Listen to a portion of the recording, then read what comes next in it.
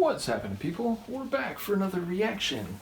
And once again, I wanted to give a shout out to all those who had great patience as I went through a week of classical reactions. And I figured, what better way to break out of the classical days and return to normal service here than to react to a hardcore track, in some ways completely on the other end of the musical spectrum. Now, having said that, there were a couple of classical reactions I did in the last week, which were surely seen as crazy and hardcore, if not exactly in that word, centuries ago. But nevertheless, we are going to listen to some early hardcore, and this one is also a classic Gabber tune, which is to say, we're going to listen to a tune called Turbulence from Predator.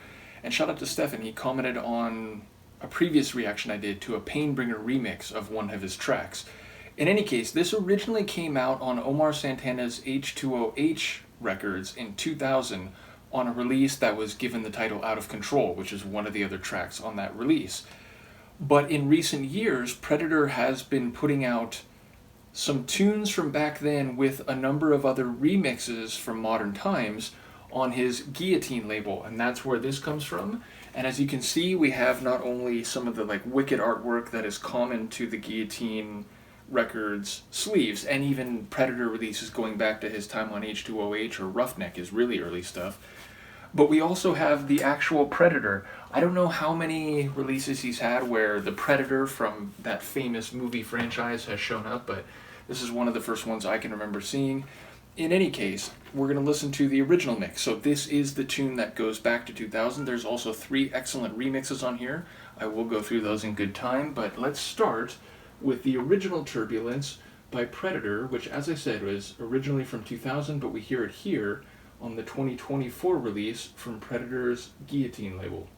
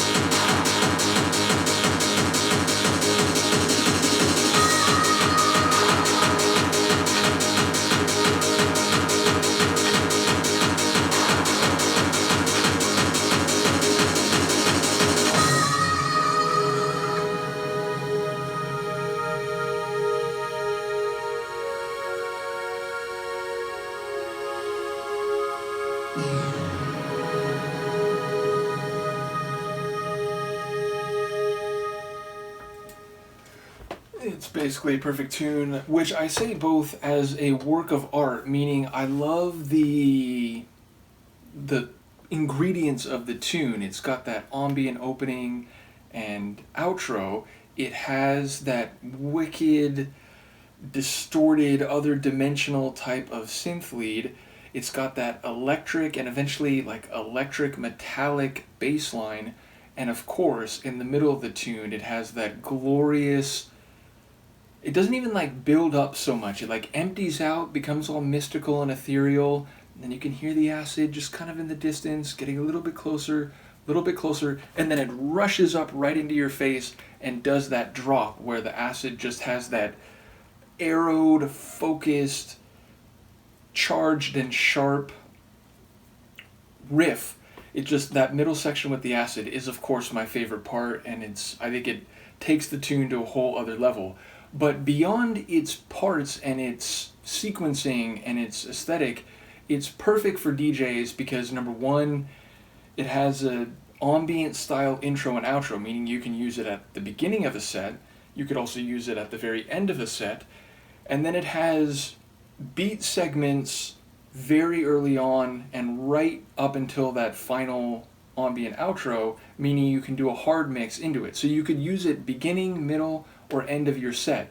There's some tracks, because of the way they're composed, they lend themselves either to being a set starter or maybe a set ender, or they start with just a kind of kick and a hat right away and they end with just a kick and a hat, where like it wouldn't really make sense to start a set like that or end a set. So then it's like a middle of the set only type of track. But this has the characteristics that allow you to use it anywhere in a mix, so it's very DJ friendly. But yes, it's brilliant. I love it.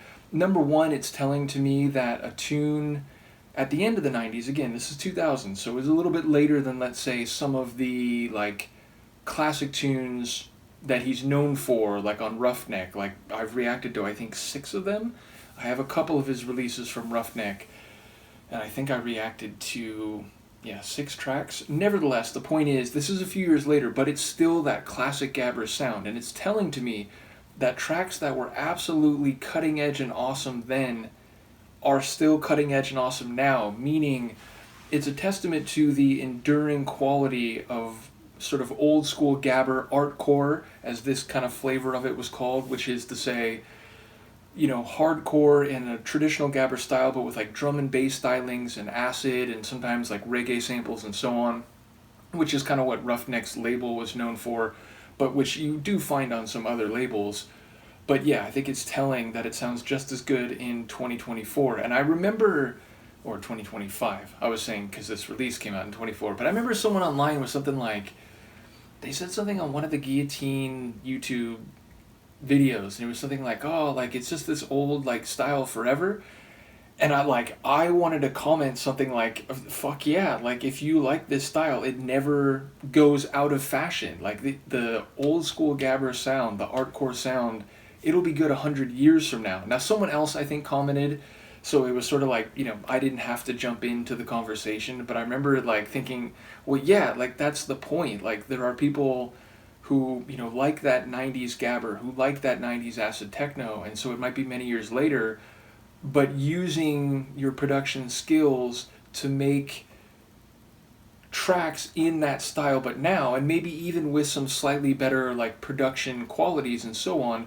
To me that's brilliant. And indeed it's like, in the world of acid techno, that's very much the thing. It's like there's a lot of acid techno now that's made like just like those tunes from back in the mid 90s. So yeah, bottom line, early hardcore forever, Gabber forever, Artcore forever. Shout out majorly to Predator for his long body of work and for his Guillotine label and what it's doing in the present.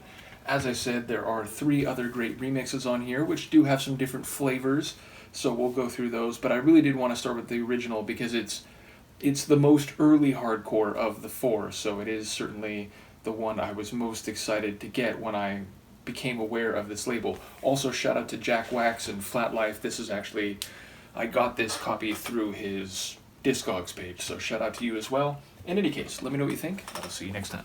Peace.